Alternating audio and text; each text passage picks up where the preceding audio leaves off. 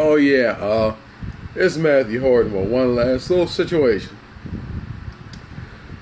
Contrary to what the church teaches you also, when the Heavenly Father's Son came down here, the church teaches he was perfect. He didn't do nothing wrong. Let me ask you this question. Jesus came down here in the flesh of man, but with the wisdom of God. Which means he was the eyes of God. He was the ears of God. He was the mouth of God. But wrapped in the skin of temptation. So, although Jesus knew better, he purposely fell for them human temptations so he could understand why we do it. That's why he forgives so easy, because he understands why you do it. And here's what people don't know. When Jesus was down here, he had sex. Jesus had a wife. Jesus had anger problems. Jesus couldn't read. Being human comes with the situation that you have flaws. Even Jesus had them. But he chose to take them on. So, whenever he sees you doing something, he's like, yep, I understand that. Yep, I get that. Yep, I know that. Yep, I understand it. Yep, I forgive it. People say Jesus was perfect on earth. He can't be perfect on earth. If Jesus was perfect on earth, he would have fell through the earth. Why? Earth is a balance of good and evil. So if Jesus was to be down here, he'd have to be mixed with the human and, the human nature of sin, but his Father's holiness at the same time. Let me say that again. Jesus, in order for anything to be on this planet, it has to be mixed with sin and good-hearted nature.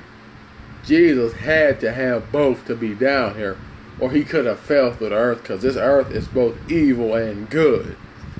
If you have just evil, it'll fall through, because one spirit alone can't just exist without only one side. Like Satan. Satan on earth, he had to have both good and evil. He just chose the evil to follow. Jesus had both good and evil. He just chose to follow the good. And just so you understand, Jesus up in heaven smoking weed, drinking wine. Why? Wine opens up the subconscious, helps you think. Weed does the same thing. That's why Jesus likes wine. Helps you open up to stuff. Smoking weed puts you in touch with the Father. That's why he does that. That's why Jamaicans smoke weed. Relaxes you. That's why a lot of, privileged people drink wine. It's what you call a delicacy, basically. Like caviar.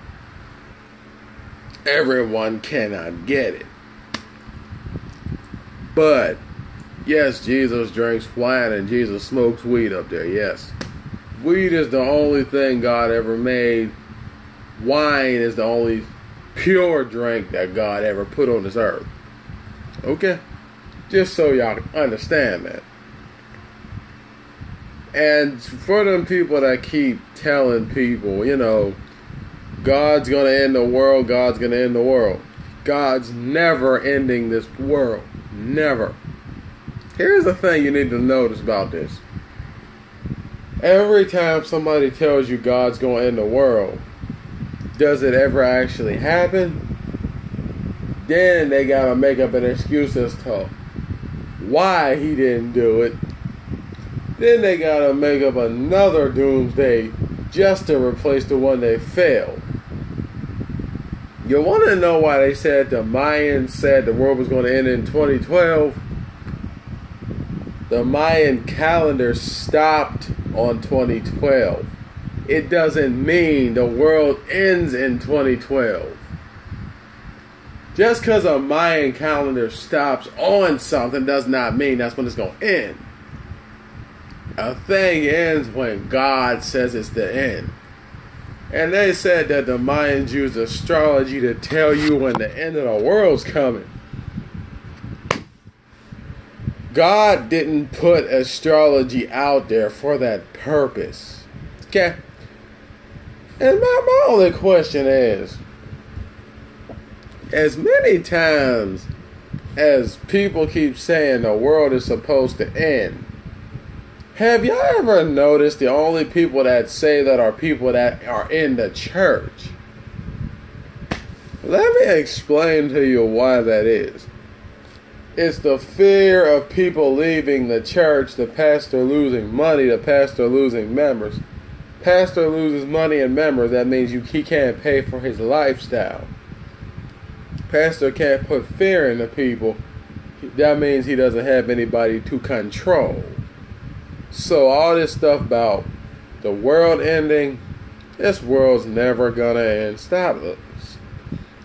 Just stop lying about that. It's not gonna end. This world's not made to end. Okay? All these natural disasters and stuff you see is just Mother Nature's way of saying, get it together, humanity, get it together. That's all it is. And anybody who tells you that the world's going to end, that you need to give up your stuff, they're just fooling you.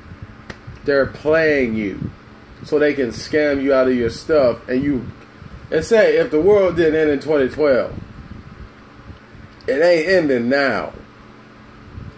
If you done gave your stuff away by now, I feel bad for you. I hope you regain. But people only do that because they know people either are what you call fear mongers or horror scaremongers, means they surround themselves in fear.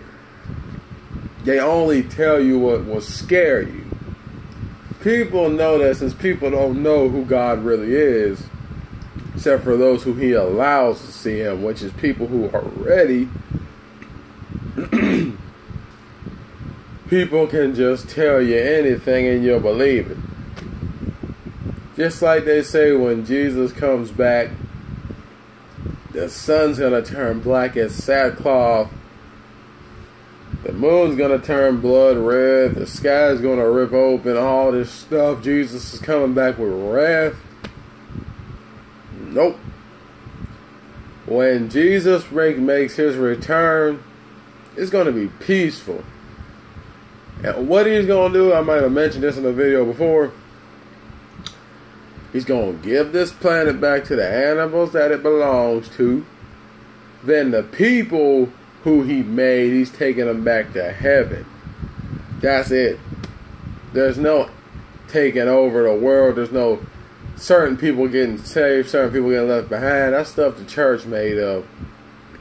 Just to keep you in church, to keep you scared, to keep you fearful. That ain't got nothing to do with Him. People try to make God who they want Him to be just to get other people to follow them. Reality-wise, they ain't got nothing to fear. Unless you don't know better or you don't do your research. If you don't believe me, look in the book of Enoch. How you spell that? E-N-O-C-H.